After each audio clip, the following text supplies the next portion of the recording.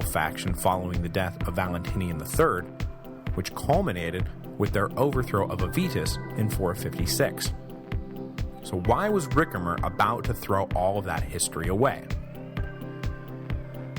In the Gallic Chronicle, it is simply reported that Ricimer was envious of Majorian, which may well have been the case. After all, Majorian was 15 years his junior. Subservience, even if it was merely technical, can't have sat well with Ricimer.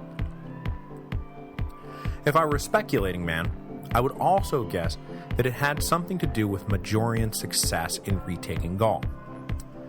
This success rested a great deal on bringing the Gallic nobility over to his side, which meant that Majorian now had the building blocks for a power base independent of Ricimer.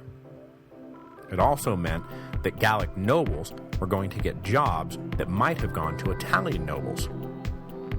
Whatever the wider merits of the strategy, this meant that there were now plenty of irked Italians complaining to Ricimer that Majorian was forgetting who his friends were. And of course, we should not forget that Ricimer always wanted to rule in his own right. Majorian was just supposed to be a convenient puppet. It may well have been that Majorian was not dancing the way Ricimer wanted him to dance. As he traveled from Gaul to Italy, Majorian appears to have made exactly the same mistake Avitus had made back in 456.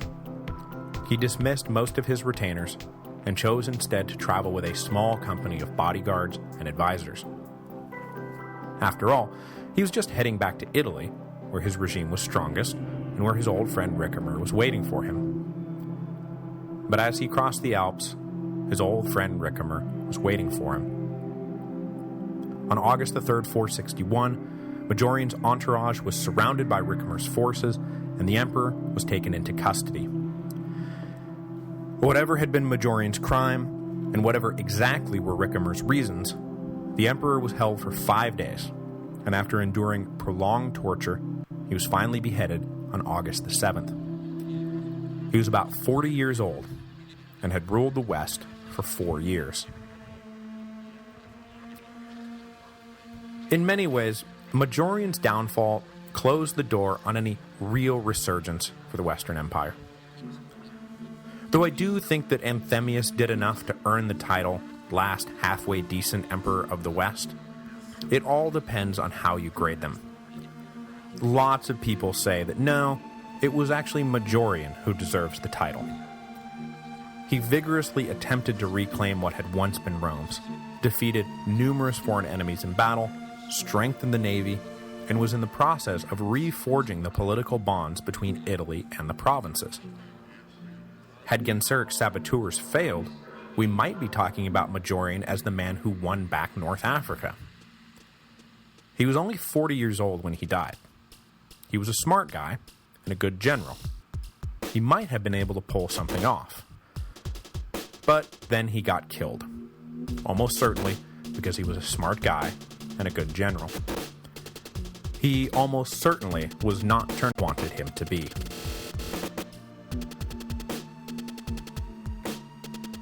Next week, we will get into the disastrous consequences of Ricimer's decision to overthrow Majorian. Just at the moment when it looked like the West was working its way back into fighting shape, Ricimer would throw it all away, appearing to choose undisputed master of Italy over de facto co-ruler of a reunited West. Because when the dust settled, 4 years of Majorian marching around had been for naught. The Western Empire was right back where it started, and it didn't look like it was going anywhere anytime soon.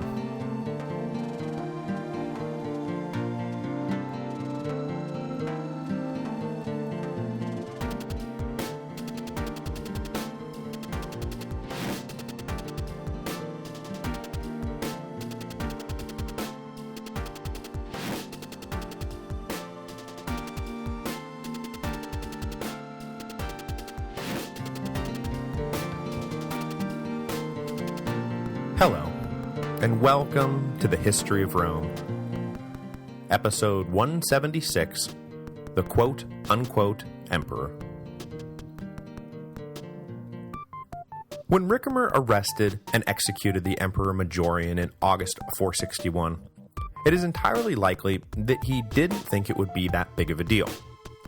Sure, it might be a little scandalous, but as PR problems go, it would almost certainly blow over.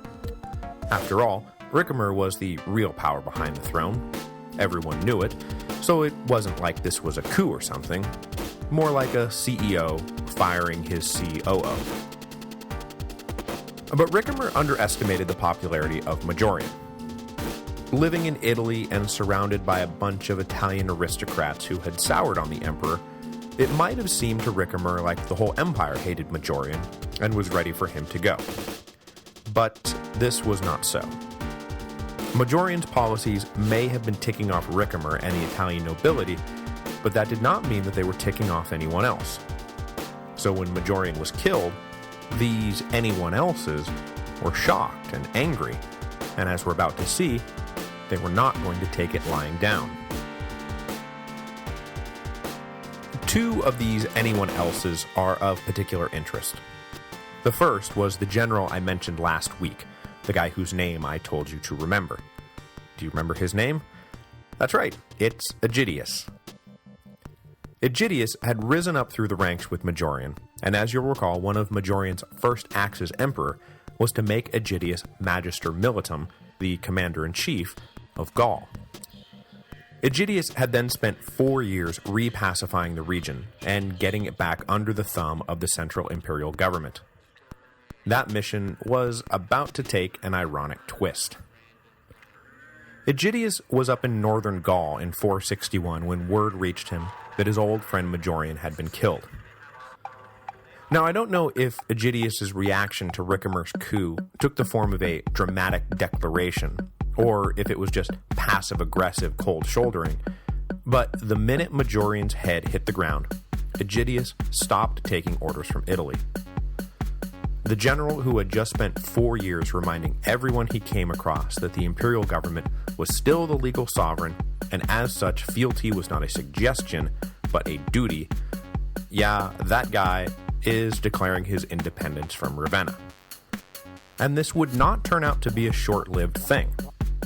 Historians will wind up calling the territory Aegidius controlled in northern Gaul the domain of Soissons, named after the modern French city of Soissons that stands roughly at the center of Aegidius's little kingdom.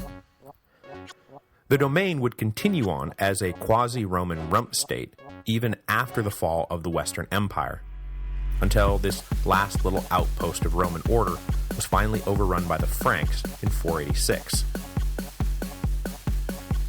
Well, okay, said Ricimer. We've got a rogue general up in Gaul refusing to take orders. That's not such a big deal. I can handle that. But that was not all Ricimer was up against.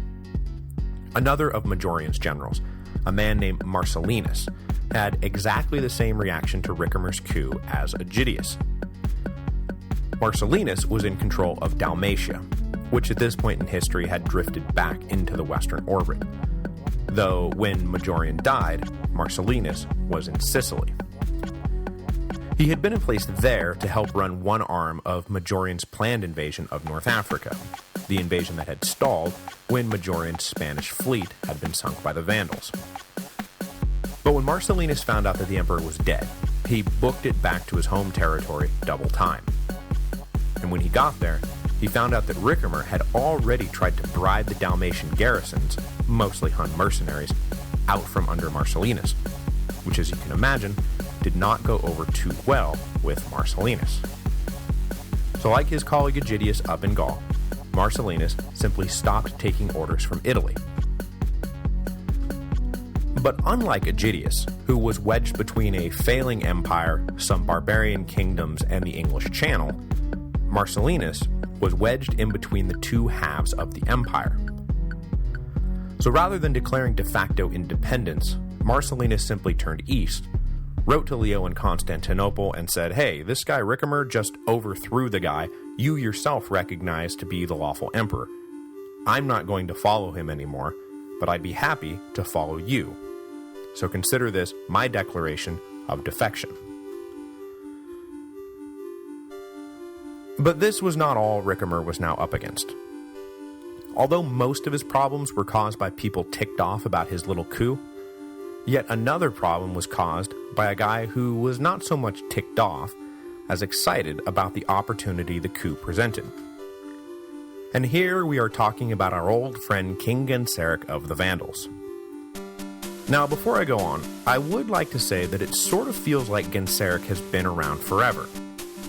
He first showed up back in 428 AD, which was 8 episodes back when we were talking about the rise of Aetius, and now he's strong. So he's gotta be getting old, right? Like, pretty soon we're going to be dealing with a new king of the Vandals, right? Wrong. The dude is going to outlive the Western Empire. He isn't going to die until January 477, at the age of 88, and after having ruled for almost 50 years. Which is just, you know, way to go, Genseric. So anyway, King Genseric, who was by a healthy margin now the senior statesman of the Western Empire, and father-in-law of the imperial princess Eudoxia the Younger, took the death of Majorian as an opportunity to influence who would be chosen as his successor. The man Genseric backed was a senator by the name of Anicius Olybrius. Why Anicius Olybrius? Well, because he was married to Placidia, the other imperial princess currently enjoying the hospitality of the Vandals. Once nearly engaged to Majorian, and then formally engaged to Aetius' son, Placidia had finally wound up married to Senator Olybrius shortly after the murder of her father, Valentinian III. Though I don't believe there's any firm proof to this one way or the other, it is supposed that Olybrius was related to Valentinian's executioner/successor, Petronius Maximus. You'll recall that when Maximus seized power, he tried to give his new, and ultimately short-lived, regime the veneer of legitimacy by marrying the imperial widow Licinia Eudoxia, and then marrying the younger Eudoxia to his son. It is supposed that Olybrius was a cousin or something of Maximus's, and his marriage to Placidia was a part of this larger legitimacy project. But so far, the marriage had not really amounted to anything. Olybrius had been in Constantinople when Genseric sacked Rome, and then spirited away his new bride, so it's not like the two could have spent much time around one another.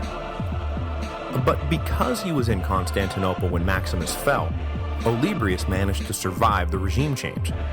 And then, because he remained in the East in a state of semi-exile, he managed to live through the next regime change as well. So when Ricimer initiated the third regime change in 6 years, Olybrius was still alive, still married to Placidia, and since he had been living in Constantinople for half a decade, on fairly good terms with Leo and the court of the East.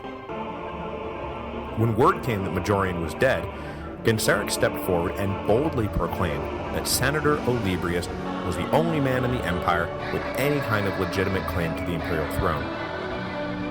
A husband of the unjustly deposed Theodosian family, he would return honor and dignity and blah blah blah. The bottom line is that Olybrius was now as much a part of Genseric's family as he was of the Theodosian family, so Genseric wanting him on the throne of the West was a no-brainer. But Ricimer wasn't having this for a second. If the problem with Majorian had been that Ricimer couldn't sufficiently control him, then there was no way the general was going to accept Olybrius